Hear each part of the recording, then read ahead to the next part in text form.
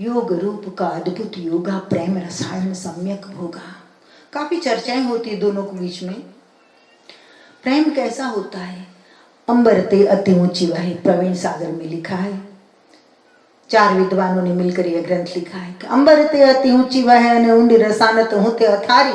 अंबर ते अति ऊंची वह ने ऊंडी रसानत होते अथारी ने तू ही न कांगिर ते अति शीतल पावक ते अति झारन हारी न मारू होते कटु मीठी सुधा होती।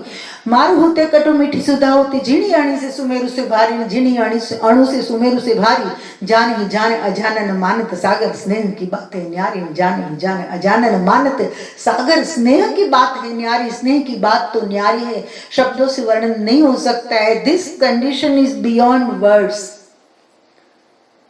We can only feel it, we can't narrate it. Narrate नहीं कर सकते हम। अंबर ते अति ऊंची वह, प्रेम की धारा कैसी है कि आसमान से ऊपर से बहने वाली। बोलो, अंबर से अति ऊंची वह, ऊंडी रसानत होते अथारी, 7 पाताल के नीचे बहने वाली। विरोधाभास है, लेकिन इसकी गहनता को समझना है, उसकी सूक्ष्मता को समझना है, प्रेम की महानता को समझना है, प्रेम की क्षमता को समझना है। तो अमर ते अति ऊंची वह ने ऊंडी रसानत होते अथारी न तू ही न कांगेरी ते अति शीतल, हिमालय से भी शीतल और पावक से अति झारन हारी, अग्नि से ज्यादा जलाने वाली। पावक ते अति झारन हारी न मारू होते कटु, जहर से भी कड़वी। एक बार जहर दे दो ठीक है, बंदा मर जाए, बात खत्म हो जाए, लेकिन जो प्रेम में जीता है वो तो हर क्षण मरता रहता है, खुद को खत्म करता रहता है। और तू ही तू, तू ही तू, तू ही तू, बात होती है। दोस्तों, प्रसंग याद आ रहा है लैला मजनू का। मजनू रेगिस्तान में पड़ा है, कपड़ों का ठिकाना नहीं है, आधा पागल सा। अल्लाह के फरिश्तों ने अल्लाह से कहा कि ऐसा प्रेमी कभी नहीं देखा है, उसके हालात तो देखो, लैला लैला लैला लैला कर रहा है।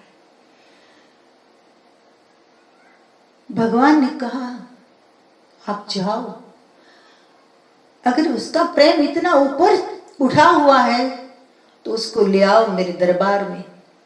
अल्लाह के फरिश्ते आए, रेत में पड़ा था मजनू। फरिश्तों ने कहा मजनू, ऐसे धीरे से मजनू ने आँख खोली। आप कौन है?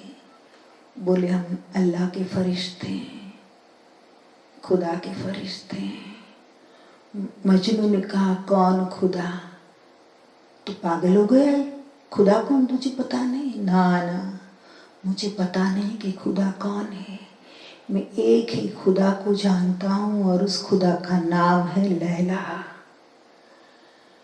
फरिश्ते भी समझ गए, लेकिन परमात्मा स्वयं बुला रहा है, मजनू चल, हो सकता है खुदा तेरे पर प्रसन्न हो जाए तो शायद लैला को भी ढूंढ कर बुलाकर तेरे हाथ में सौंप दे। नहीं नहीं, मुझे यहाँ से कहीं नहीं जाना है, क्योंकि शायद मैं खुदा को मिलने के लिए आऊं, इस दौरान यहाँ से लैला निकले और मुझे न देखे तो मुझे कहीं नहीं आना है, आप जाइए। लैला के नाम की तस्बीह ही मेरे लिए तो भजन है, यही तो सुमिरन है, यही बंदगी है, यही सजदा है। कहने का तात्पर्य ये है कि इश्क पर जिसकी इनायत हो गई, इश्क की जिस पर इनायत हो गई, होश जाहिल अक्ल रुखसद हो गई। इश्क की जिस पर इनायत हो गई, अकल मर जाती है। प्रेम का वर्णन करना इतना आसान नहीं है।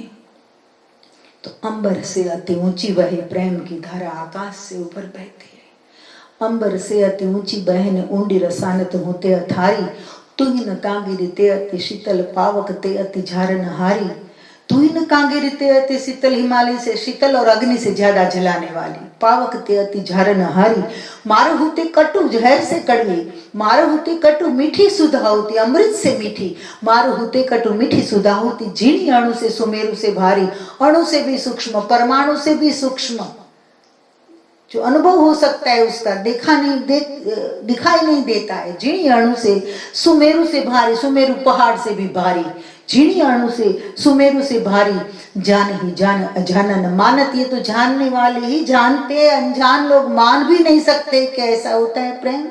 जान ही जान अजानन मानत, सागर स्नेह की बात है न्यारी। न जान ही जान अजानन मानत, सागर स्नेह की बात है न्यारी। स्नेह की बात तो न्यारी है।